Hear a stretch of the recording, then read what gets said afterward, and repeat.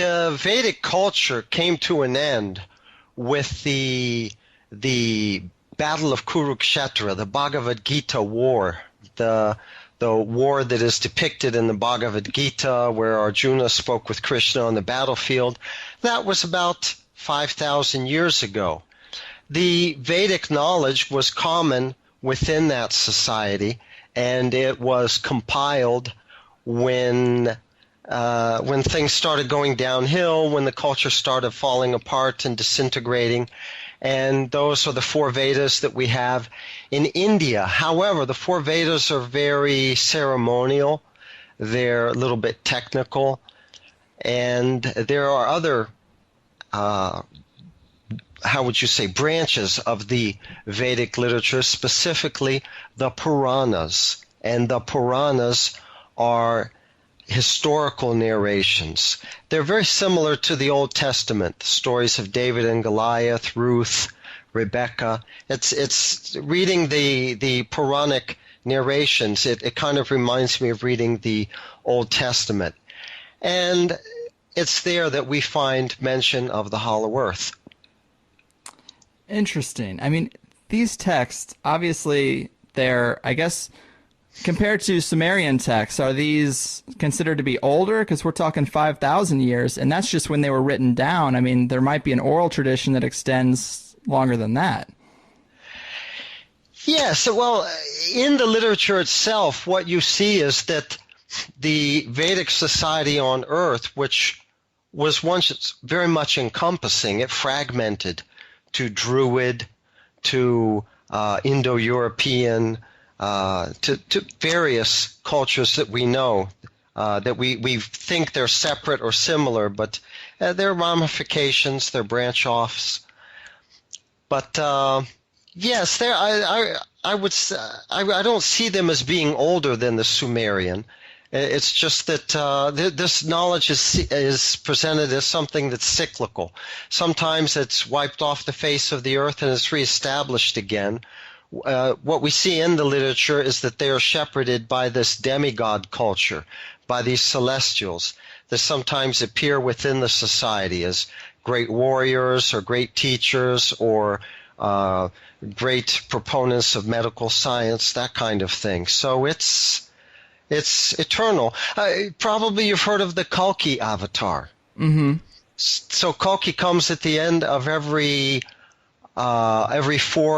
yuga cycle, consisting of 4 yugas. Right now we're in the last one, the Kali Yuga. At that time the Kalki avatar will appear, and he will bring with him men from the inner earth to repopulate the surface world. So in this way it's cyclical. It may disappear for a while, the Vedic understandings, but they're manifested again. That's the idea. So when you talk about age, I mean, how can you talk about age when that's the ideal, that it's something cyclical that's manifested again and again? Sure, that's definitely a fair point. And these texts, they kind of describe the earth and life and even humans much differently than we consider them today. Can you tell us about those aspects of the story? Yes, but they describe it all in stride. You know, I mean, somebody might be reading, for example, the history of the American Revolution, and then as part of the reading, you'll hear about the Atlantic, and you'll hear about the British, and you'll hear about France, and the French fleet came, and this, that, and the other. Well, in the same way, it's not. The point is not to describe these places. People knew about these places already. And in the same way, these Puranic texts, they describe narrations that have their own points, but as part of the storyline, the hollow cavity of the earth, the other side of the earth, is also described, because they're also involved with goings-on the surface, and vice versa. They go back and forth, just like we go back and forth across the Atlantic. So they're described, but they're described in that way. It's kind of in stride. Yeah, kind of like it's just it's given knowledge. And that is interesting. But don't they talk about a cloud layer up in the sky that seems very different than the clouds we have now, right? Well, this was the idea, and you can see it described in the Bible with this idea of 40 days rain and 40 nights of rain, that there was a cloud mantle around the earth, and that it protected the beings on the earth from the radiations from deep space, and allowed human beings to grow taller, to have better brains, better memories, quicker thinking, and to have greater longevity also. So this is one thing that was described in Vedic times, that there was a cloud mantle, but when the Dwapara Yuga came to an end and the Kali Yuga began, the cloud mantle disintegrated. The descriptions of the hollow earth and even cavern worlds are certainly there. Now, you mentioned the point that these texts have passed through, the hands of one translator to the other until they've reached us in modern times. And this brings up the idea that perhaps some changes were made to these texts, yes, and maybe some exaggeration or something like that. But I'll bring up an interesting point. Of these Puranas, there are 18 of them that are especially prominent. There is one which is a little bit different. It belongs to a certain community of Brahmins in India, and they've kept it up, let's say. They've maintained it well. What is said about this Purana is that it has no interpolations in it, that it's a closed book. It was written in Vedic times.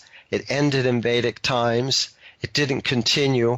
It wasn't updated. And specifically, it's written in that same Sanskrit of the Vedic era. And you don't find further comments, or as I say, these interpolations, which involved post-Vedic Sanskrit or much more recent Sanskrit.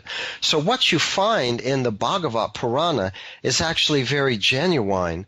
The impression that everyone gets is that it's it's the real McCoy. It hasn't been touched. It hasn't been fooled with. It's written in the same script, that kind of thing. And it does mention these hollow earth narrations, these hollow earth pastimes. So that's kind of a control for us when we look at the work that other translators may or may not have done. So I was thinking I would bring that point up. Yeah, that's definitely worth mentioning. I mean, can you tell us about some of these areas in the text where they do discuss interactions with other beings on the planet? And are those interactions, are they happening mainly around the times of massive Earth changes, the changing of the yugas, or popping up here and there, or is it more of a sustained relationship? Well, I would like to jump into that part, but let me just make a comment on what you were saying, for example, about some of these exotic weapons that we see mentioned in Bhagavad Gita and other literature. What we see mentioned are arrows that seek and follow their prey, which remind us of missiles, guided missiles, heat-seeking missiles, for example. We're also exposed to the idea of UFOs, aircraft with UFO flight characteristics, the fantastic speeds of the UFOs and the way they stop on a dime and make right-angle turns and that kind of thing. We're also exposed to voice-activated weapons, voice-activated arrows with a mantra on them, which is programming, such that they will do what they were told. Mm-hmm. So when the British first went to India and started translating these texts, it was just, it was Looney Tunes for them. It was just some crazy, wild, unacceptable description of a culture and whatever, obviously. But nowadays we see these kinds of weapons, So all of a sudden it doesn't seem that far-fetched. And when we think about the Vedic culture and these Vedic descriptions of the hollow earth, let's keep in mind what the Vedic culture was. It was a culture that had a written language, which is much more sophisticated than our languages today, of which, let's say, Latin, German, the Indo-European languages were fragmentations. They were developed in terms of astronomy and calendar systems. They were developed in terms of mathematics, and we're talking about certainly algebra. So these are not just like the Yanomami Indians of Brazil that have some folk legend about the Hollow Earth or something like that. These were actually at least the Brahmin caste. They were very educated and had a lot of information and knowledge to their credit. I know the farthest out aspect of this is the idea of the internal sun, and it's where a lot of people call bullshit because it seems so foreign to our understanding. But, you've explained it just now, and you explained it to me in a way the other day that made it seem more reasonable, that it's more like a loose collection of light particles that pass through the outer layers of the Earth and illuminate the inner cavity, rather than being a sun-like star or anything like that. And I guess what's weird is people just have to think about the idea of light particles passing through the Earth, which, it's outside of my expertise to know if that's rational or not, but I can visualize it. It seems to make sense. Yeah, well, this is another obstacle to overcome. Something has to be understood. How do you get light within the crust and the cavern worlds? They're enclosed. And then you've got this hollow cavity, which is very big, but the openings are actually relatively small. I mean, they don't let in a lot of sunlight, not at all. So how do you get sunlight? How do you get heat and warmth, to make vegetation grow within the hollow earth? A hollow sun has been, stipulated, theorized, because it's been seen by explorers, Arctic explorers, who approached the pole. During the Arctic night, the explorer Nansen, for example, who was knighted by the King of Norway for his expedition in the 1890s, he made two very significant expeditions, and one of them had him graze the opening. And in the Arctic night, they saw the sun on the horizon, a copper-colored sun on the horizon, but it was on the wrong horizon. It was on the wrong side, and this was a couple of weeks or something like that before the actual sun of the solar system was supposed to rise anyway. So in the middle of the dark night, they're wondering, what is this doing here? How do we have this sun on the horizon in the wrong place? Yeah. So we know that we know there's a sun in there. That's the idea. But then what is the sun like? It's been described as being copper-colored. The idea that we have from the descriptions, take it or leave it, of Olaf Jansen, who was a young Norwegian boy in 1848, who actually made it in, let's say, with his father on their fishing sloop. Not a very big boat. There were only two of them. But he described the sun as being also copper-colored, as being kind of nebulous, and nebulous in the sense that it looked like an agglomeration of particles, and it didn't look like the sun of the solar system that has a very well-defined disk, a very well-defined edge to it. It wasn't like that. The edge was, it was an agglomeration of particles. What would be the idea here? What do we theorize? We theorize that electrons and all the particles that come from the sun, they're all electrons, they're all negatively charged, that they are composed in the ultimate issue of photons. They are photon aggregates. That's how we would describe electrons. This coming from a hollow earther named Joseph H. Cater, who he was more active in the 50s and 60s. He's elderly now. Gotcha. Yeah, I mean that aspect of it is super interesting, but I feel like we've done a pretty good job of explaining it, or mainly you. But let's go through some of these stories. I mean, you mentioned the expeditions in the Arctic, and I've heard you describe some pretty strange navigational behavior near the North Pole on some of those early expeditions to discover it, and you equate that to the false assumption that the Earth is a sphere, where in reality at the North and South Poles they sort of sink in like big punch bowls long before you get near the actual pole or the hollow Earth entrance. Can you tell us about those early expeditions and that aspect to the Earth's geology? Well, I can, but perhaps you'd give me just a few seconds to wrap up very quickly what I was actually driving at. Sure. With these particles that pass through the Earth. When they make it to the hollow portion, some of these particles, they get captured and they bounce around, they break up into their constituent photons, and that's how you have this omnipresent light that manifests in the hollow cavity.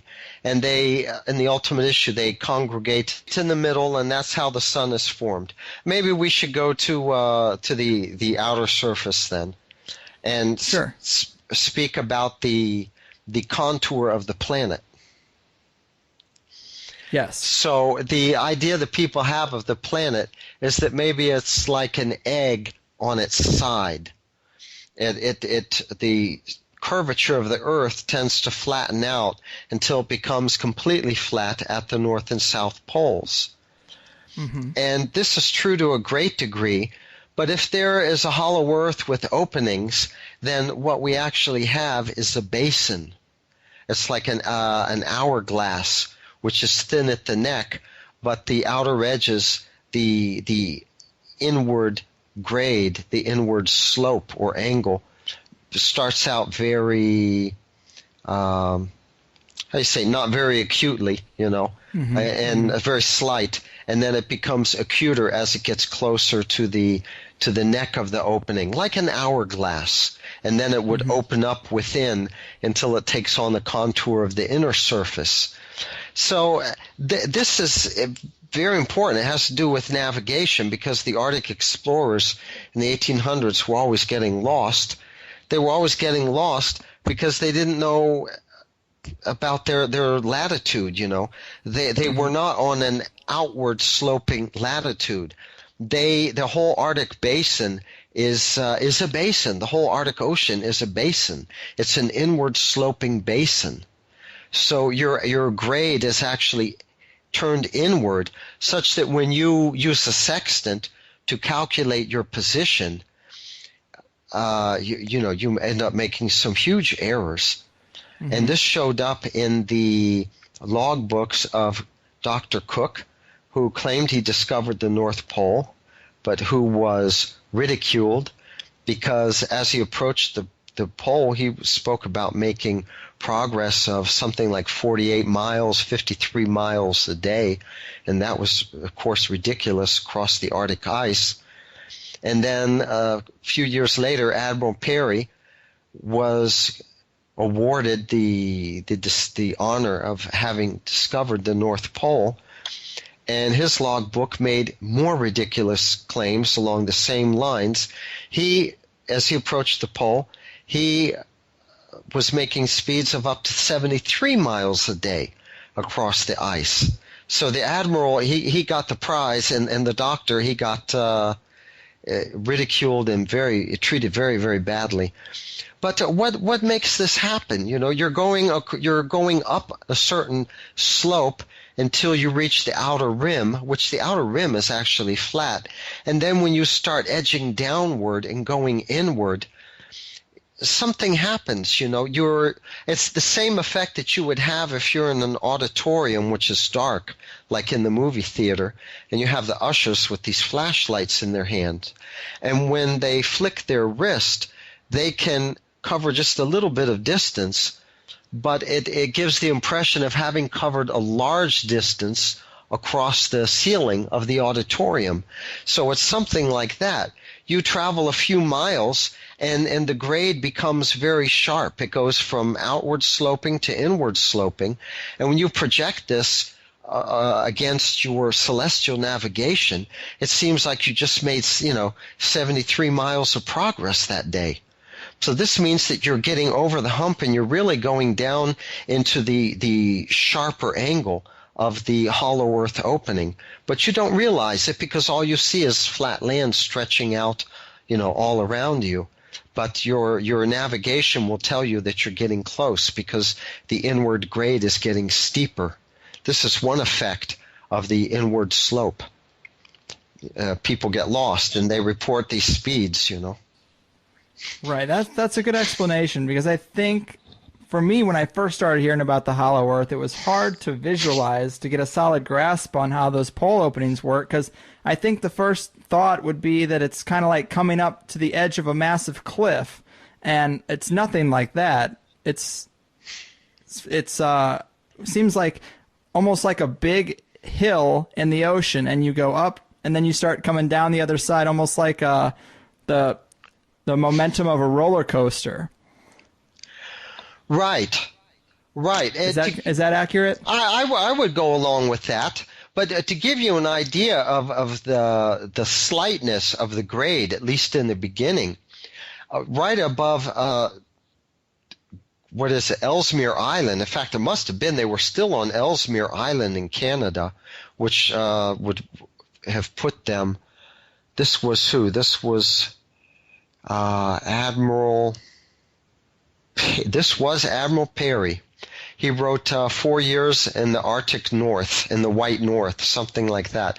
But what he recorded as they were traveling northward, that there was foreshortening of the horizon, and he mentioned a mountain, he mentioned a hill.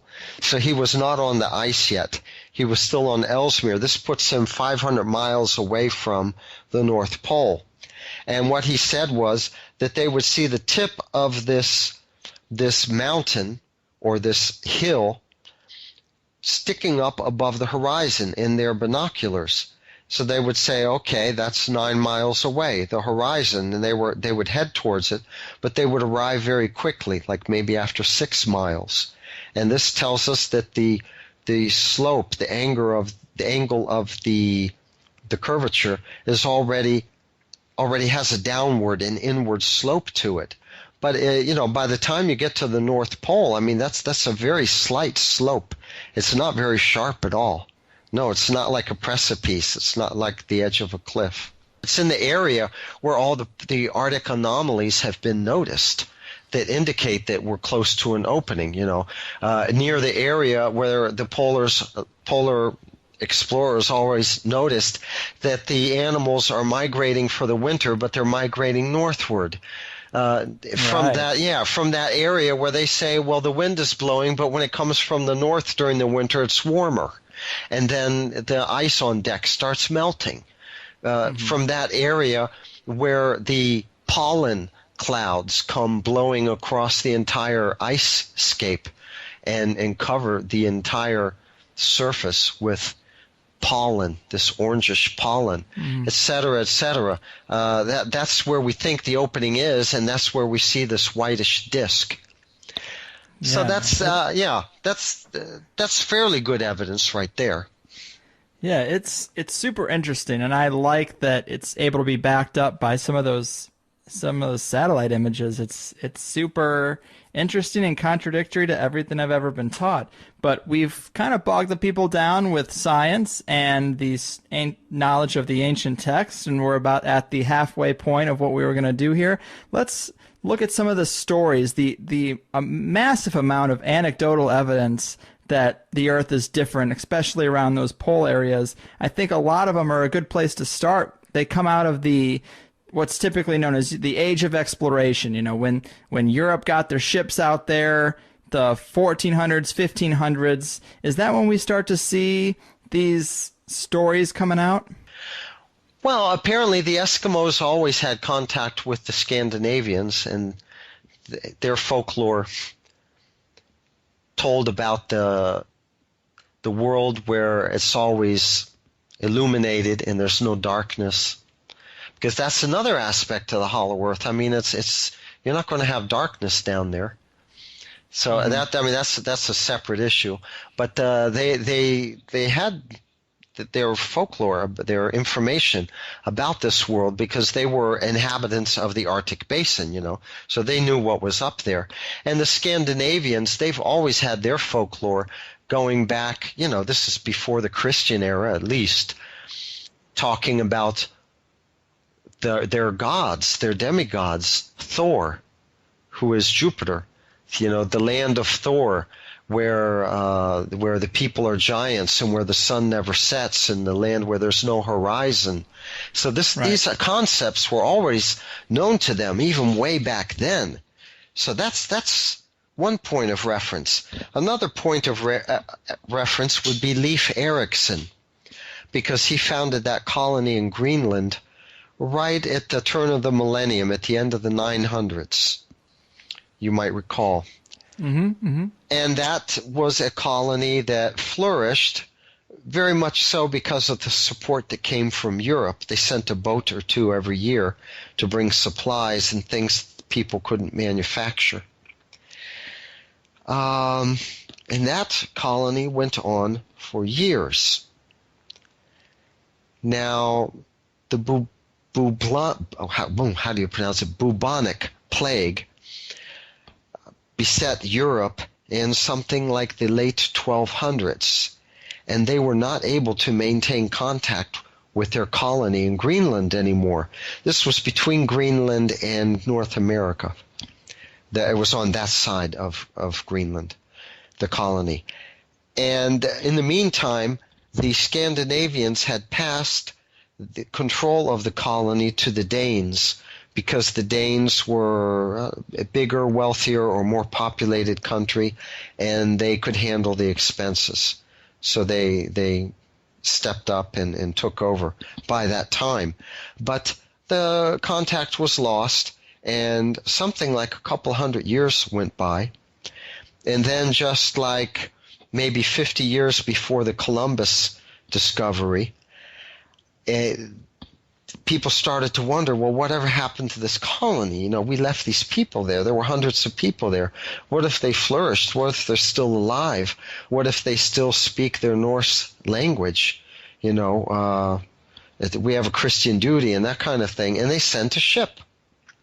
And the ship found the remains of the colony. And they were able to communicate with the Eskimos and ask what happened.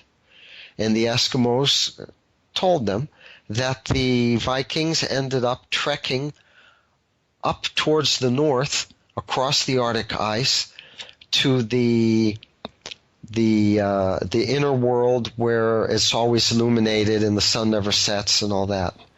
So that's another point of reference. Even from before Columbus, they were coming back and saying, well, they went into the Hollow Earth, you know. Yeah, that's crazy. And you mentioned Scandinavia, which, of course, I've heard you talk about the origins of the Santa Claus story, which come from that region. And there's a tie-in to the Inner Earth, possibly. Would you like to tell that anecdote? Well, yeah, that's very interesting. The Santa Claus folklore. The idea is that this holy person comes with elf-like creatures. I mean, who knows? Maybe they were Eskimo helpers or maybe actual elves. But he came from the inner earth, from the north, and he was a great mystic. He was a holy man and a great mystic, and he would come on this huge sleigh, and he would bring supplies and food and things to help the people during the winter. And he, like any holy man, I guess he lived for others and believed in charity and that kind of thing, and he helped the people. And this is one of their myths, and this was the whole beginning of the Santa Claus myth. That Santa Claus came from the inner earth. Amazing. Yeah, it is funny when you tie it into that. But now, if we how about the Smithsonian Institute? That's all Hollow Earth right there.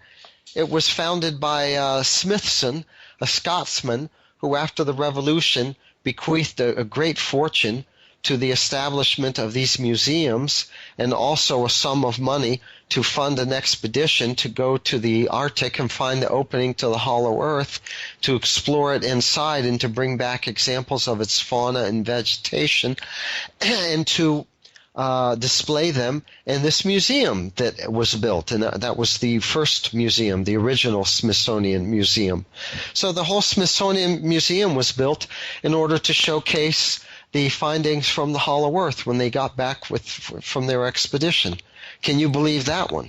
Richard Dewhurst, he wrote this book about the Smithsonian's cover-up of any artifacts that come through about giants. They seem to take them in, but they never reach display. They always seem to get lost, and they seem to go missing or become hidden. And that's interesting because these giants are thought of to possibly have come from the inner earth. We hear stories about them in various ancient texts, and there's plenty of myths about giants, but apparently that's where they might have came from. Yes, and not only the cavity, but also from cavern worlds. These giant human beings, they've been seen in other parts of the world. Who was it? Captain Cook, not Dr. Cook, but Captain Cook, the English explorer, he ran across one of these giant people. I think that they're supposed to have been 8-9 feet tall, a tribe that was living in the Andes Mountains. But down there in Patagonia, he was able to actually capture one of them. And but the person jumped off the ship in the middle of the ocean when they were taking, after they had already put to sea. And who knows what happened to him, but they couldn't recover him.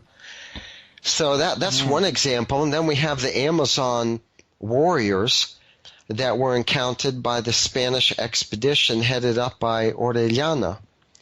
And I've really looked into that one, and it's very much for real.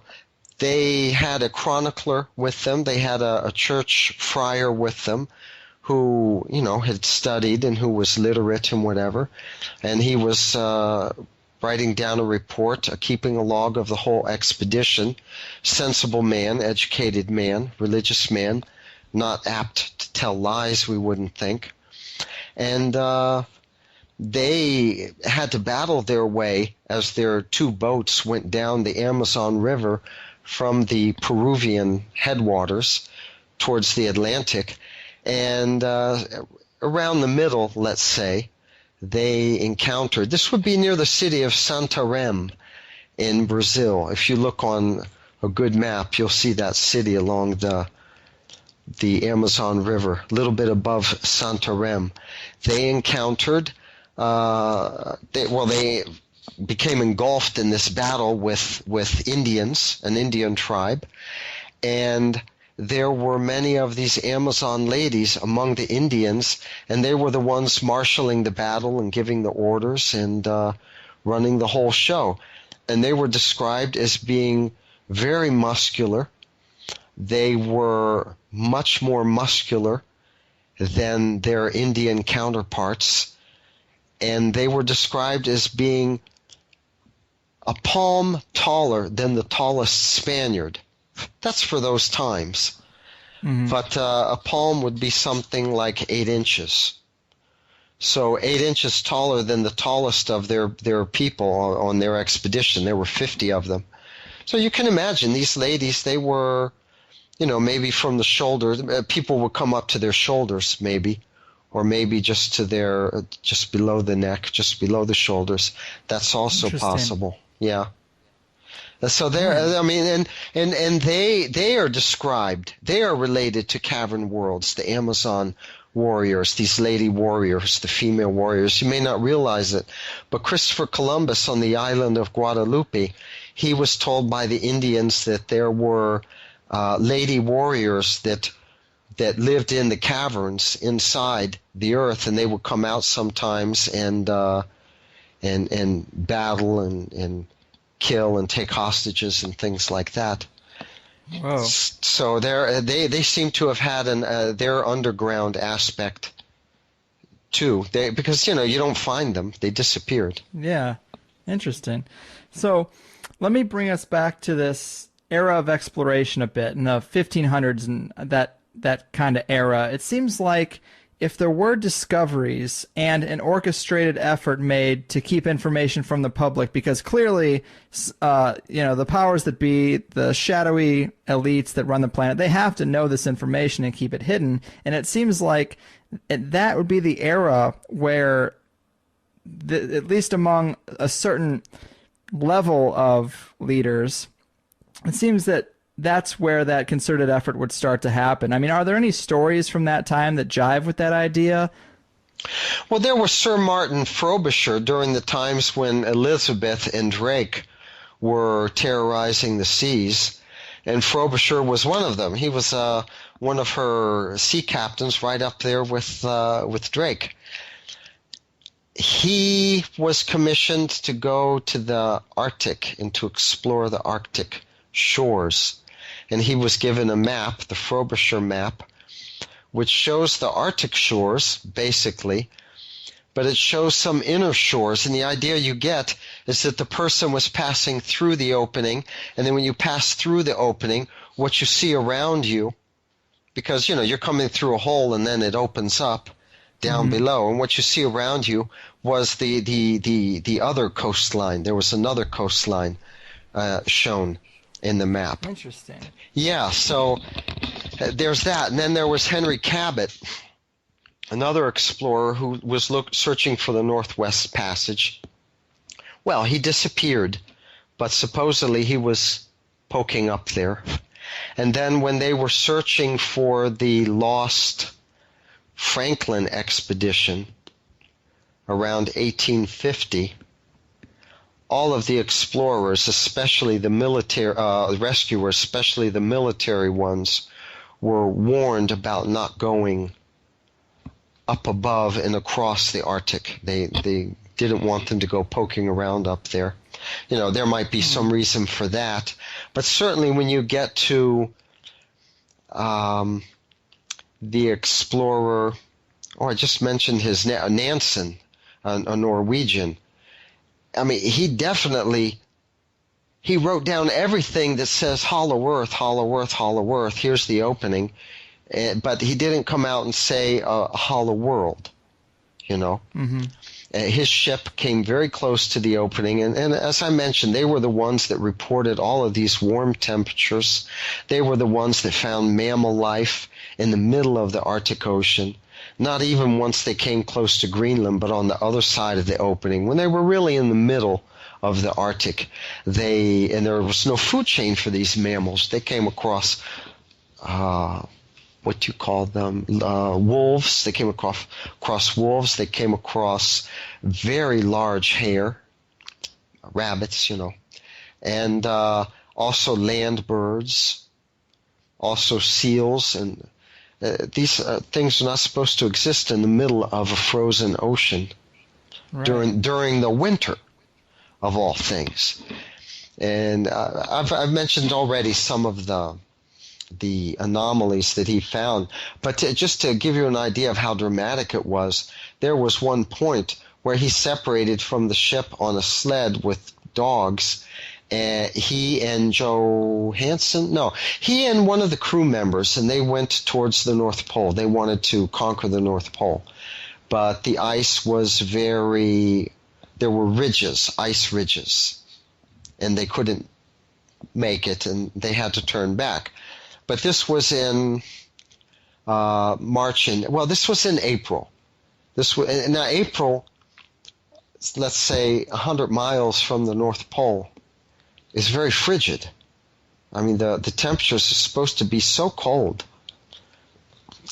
20 degrees below zero. I mean, those are the typical temperatures. I mean, even in April, don't think that because it's April, it warms up. It doesn't warm up until maybe July, a little bit before July and a little bit into August, and that's all there is. And then it starts very quickly getting cold again. But what Nansen said is that he couldn't get to sleep at night, and they were having trouble with their sleep typically because the temperatures were too hot. And he mentioned that during the day we set up a tent and we got underneath the shade because we were being scorched by the heat of the sun. Wow, that's not what you would think would happen up in the Arctic Circle. No, it's not. And then there was Perry again, who at the very top of Greenland was reporting temperatures of 50 degrees and a warm wind coming from the North Pole in February. Now that's the worst month of winter. And he was very close. I mean, he was at the top of Greenland. He was only a few hundred miles away. Now, that's impossible. At his base camp, which he was 200 miles away from his base camp was Toul, where they have the Air Force Base now. They reported temperatures on the same days, which were not 50 degrees, but way below zero. Man, yeah, that's interesting. So I guess let's fast forward. Let's bring it up to Olaf Jansen, which was in the 1800s. 1800s, right?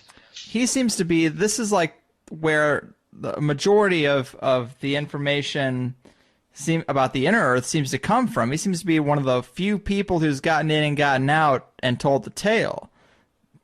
Right? You mentioned him a little bit earlier, but let's get into the meat of what he saw down there, what he described, because it's pretty interesting. Yeah, Olaf Jansen, I mean, his father took the boy on a fishing expedition. They went to Spitsbergen, they went to Franz Josef Islands, and let's say from Iceland and then over towards the actual above Russia, you know. They went laterally. And then he told his boy, let's go to the land of the Norwegian gods. Let's go to the land of Thor.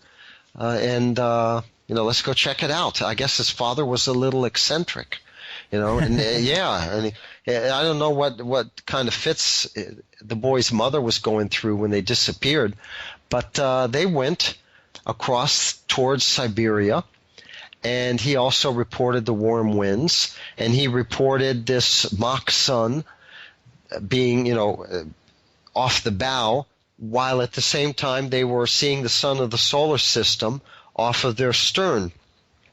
And that the further they would go, it seemed like the higher up the sun of the inner Earth rose, while the sun of the solar system was falling below the horizon. In other words, they were nosing inwards. And they finally made it in, and they described a Mediterranean climate, and that they sailed along for a while, a few days, and they came across a ship. And it seemed to be some kind of tourist ship, and the people were singing songs, and it was the hugest ship that you could ever imagine. I mean, for him in those days, who knows? Perhaps nowadays we have ships that would be similar in size. But they were discovered by this ship on their little sloop, and very quickly let's say a type of captain's launch or something like that, or a lifeboat or whatever, was launched by the ship with no apparent ropes or anything like that. It was just lowered, and it very quickly approached them, and the people were giants, and they had beards, and they were very friendly, and they made nice offers for the two Norwegians to come with them on their boat and go back to the ship. So they jumped off of their fishing sloop and went with these people. And they quickly went back to the boat, and they were brought up, and there they were on deck, surrounded by these Hollow Earthers. And the Hollow Earthers were the same race as they were, the same as the Scandinavians. Nordic looking. We can see the Nordics and the Russians as being maybe spillage or offshoots or wanderers from the Hollow Earth that lived in the Arctic shores perhaps before the cloud mantle fell, and it just became separated from their homeland. But these people were Nordic looking. They spoke a language which Olaf Jansen said he later on realized was very close to Sanskrit. He said that his father, who was 6 foot something, 6'4", 6'6", only came up to the belt buckle of the shortest of them. Oh my God. Yeah. He said that they were very elegant and they had ease of manners and grace that only comes with good breeding. And he was treated very nicely. He mentioned trees. He was taken on tours. He mentioned trees that would dwarf the redwoods of California. He mentioned mammoth that also would dwarf the elephants of the surface. He mentioned that an apple was the size of a man's head. He mentioned that a bunch of grapes was as tall as a man. I think he means a man of the surface. That the fruit was much sweeter tasting. That the seeds were smaller. And he was even taken to see the king or the emperor of one of them. And they were treated very nicely. Their ship was filled with, or their boat was filled with gold, and after 2 years they decided to go back to their destiny and their world on the surface. He tried to go northwards. They had some problem with the winds working against them. It was the wrong season. You know, the earth breathes. So they decided to just follow the wind down the southern side and come out that way. And that they sailed out of the Arctic Ocean and sailed into the Indian Ocean. This suggests that actually, although it's covered with ice, that Antarctica does have a channel going through it, or did. And at any rate, their ship had a problem on the Indian Ocean. They were still very close to Antarctica, and especially since it was too weighty with gold. And the ship sank. It went plop, and it sank. And his father was quickly drowned. His father was below decks or something like that, and the ship sank like a gold weight. I'm not going to say like a lead weight.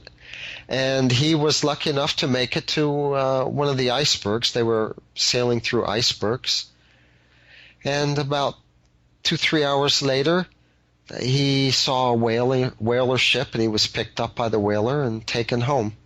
And he was seen as being rather crazy and had some problems. But wow, that's his story. That's interesting, man. That's those detailed accounts of the fruit and the beans. That's pretty interesting to me. I guess one of the most famous accounts, anyone who's heard of the Hollow Earth has probably heard of the Admiral Byrd story. There are contradictions, and they haven't been explained very well. So, what did his expedition find? Were there any interesting details about the inner world or anything? I can tell you the only things I've heard, and I didn't tell you this before, but the one I got this from was my father. Oh, wow. Yeah, my father was, he joined the Navy in 1936. He's an original plank owner, original member of the cruiser Brooklyn. And after World War II, of course, he was still in the Navy. He stayed in until 1956. And he was on that expedition. And the way this came to my attention is that during the Barry Goldwater campaign, I was just a little boy, and Johnson was running these ads against him where it showed this big nuclear mushroom cloud, and it depicted Goldwater as being irresponsible or something like that. Mm-hmm. And I remember my mother and father were talking about Armageddon and what could destroy the world, and he was talking. He brought up this expedition, and she always got on. She got on. This was the first time. I was really about 8 years old. I remember the house we were living in then, and she got on him about how, there you go again with that stuff, that you were on the Bennington. But when you got back to Australia or something like that, you wrote me a letter and you said you were on the Philippine Sea. So, and then you always said that you were on the Philippine Sea, and later on you did a tour on the Bennington. And he was swearing that, no, I only served on the Bennington. I was on the Bennington twice. And she would say, well, I wish I had kept that letter. I don't know why you keep saying that. And I don't know why, but he didn't want to say that he was on the Philippine Sea, which is the one that went down there. But he told her at this time when we were watching this commercial on television, it was in the afternoon. I remember everything that happened that day.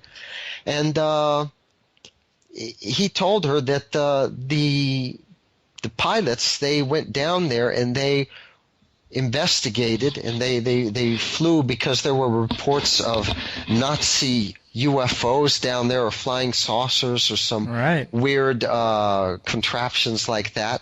And they got jumped, and we lost a few aircraft, and they came limping home, and they landed, on the deck, and we had to hightail it out of there.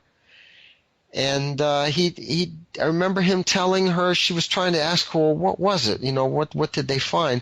And he was saying, well, it was sort of a depression that they're in. They're in a depression there, and that's where they were staying. And he didn't have any exact information because, come on, he was a chief petty officer. They didn't tell him about it, But there was scuttlebutt on the ships, and that's all anybody knows about, that these aircraft went down there, and a lot of aircraft, and they were encountered by UFOs. They were treated abruptly. They opened fire or something like that. There were exchanges, and they really got whipped. Lost aircraft.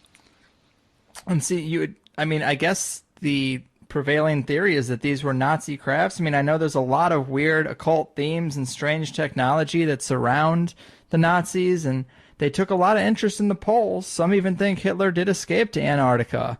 Do you think they were aware of the inner Earth? Well, it's funny. They sent the expedition to the African side, New Schwabenland. There were 2 or 3 large ships, and they did have a couple of seaplanes with them, and they did do a lot of exploring, but they were on the wrong side. They were exploring because they were looking for the entrance to the Hollow Earth. Exactly. This idea, if this is true and all the forms we're discussing, you realize this would be the mother of all conspiracies, right? This would be one of the ultimate secrets to have kept all these years, right? Well, I think that there's a worldwide conspiracy much wider and just much more far-reaching than anybody could possibly fathom. It's kind of hard to just come out and tell people whether the source of our civilization is actually from the hollow world and we've broken away and that's our homeland, and things like that.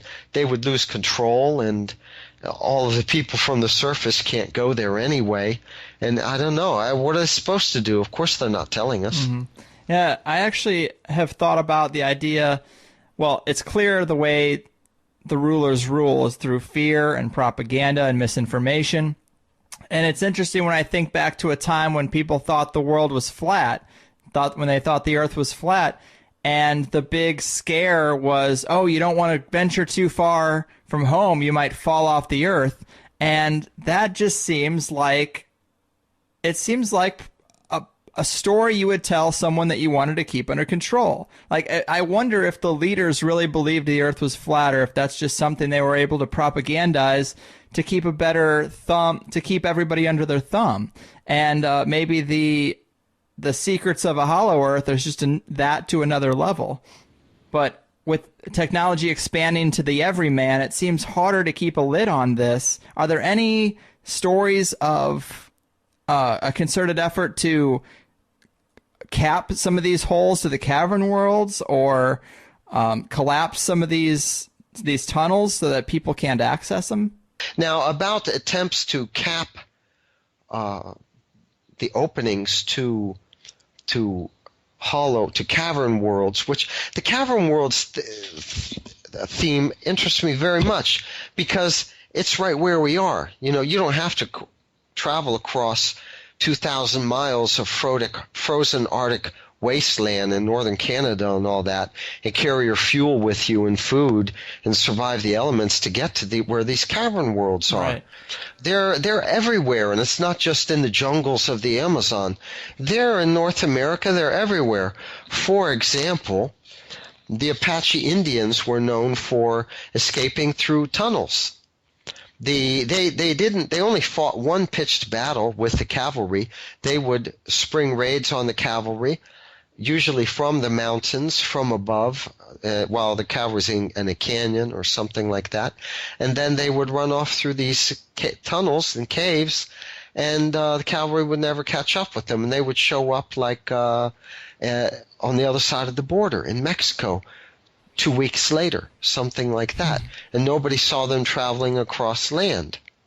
So this is very interesting. Now,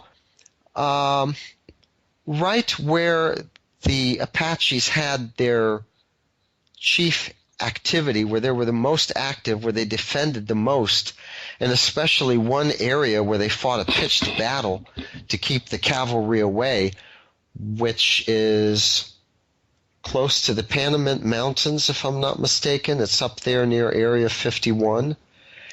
And it is an area where there are reports of tunnel entrances and steps, cut steps into the rocks, and auditorium-sized rooms that opened up.